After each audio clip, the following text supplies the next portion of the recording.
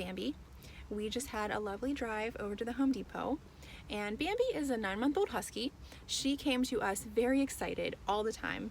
There was no off switch. She was just constantly in play mode, very hyper, very energetic all the time. She could not focus on her owner or anyone holding the leash, always at the end of the leash, just always jumpy and pulley and very just crazed and hyper and aroused. So we've done a lot of work over the past week to calm her down and teach her the difference between playtime and work time. So I'm going to talk to you about some of the things that we're doing to keep her nice and calm, because we would never be able to bring Bambi into a public place like Home Depot when she's crazy, aroused, hyper, always at the end of the leash, pulling. That would just be crazy and unmanageable. So one of the things that I ask her to do is hold a downstay in the back of the car. You can see her back there. She's almost falling asleep actually, and she has to hold it the whole time until I release her. So that means that she can't pop up when we get to the destination. A lot of dogs think that when the car stops, they get to pop up and see where are we and start getting excited and panting and build up that arousal. So if that happens, I would just simply say no, and I would tap the remote collar. And that tells her, okay, take it down a notch and go back to my position. But she's doing great because of all the training we've been doing. She assumed I'm not allowed to pop up. So I will actually get out of the car, I'll open the door, and then when I release her, I'll let her jump out of the car. Okay. Good. I forgot my sunglasses. This is the worst. Anyway, I am with Bambi out in the parking lot. One of the things that I like to do before going in the store and between the car and the store is just to take a minute. That's all it takes, is a minute. And just do some walking around the parking lot before we go in the exciting store. So I like to make sure the dog's in tune with me. Like I said before with Duke, if you can't make it from the car to the store, you're probably not going to do very well in the store. So take some time in the parking lot to get the dog in tune with you, get them engaged with you, get them prioritizing you and focused on you, and you're going to be thankful for that in the store. Like I said, it only takes a minute.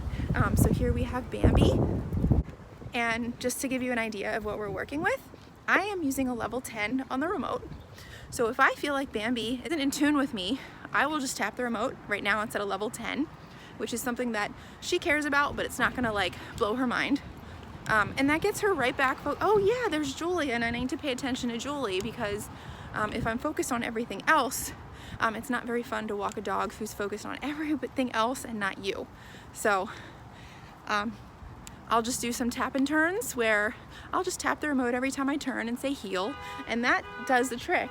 Tends to get them way more in tune with you, and so she's doing great.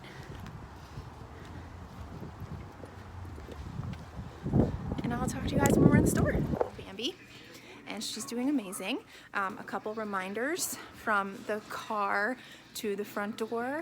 She was very excited, wondering where we were, and so I explained about how I get her back in tune and focused on me.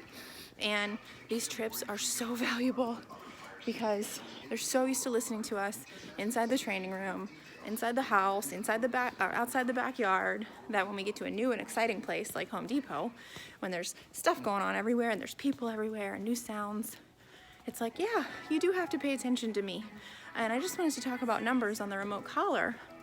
I explained that we were at a level 10 out in the parking lot, which was doing the trick.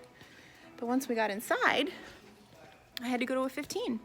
And so I never want people to get stuck on a number, because their minds are so, like if she's more excited, which she did get a little more excited once we walked in the front door, we just go up a little bit. And then when she calms down, we go back down. So now I'm back down at a 10, but I needed a 15 to get her a little bit back more in tune with me inside the store. And so don't ever get stuck on a number. Whatever number the dog is responding to is what you need to use. So, and don't go up by 1, go up by at least 5s. So here we are, walking around.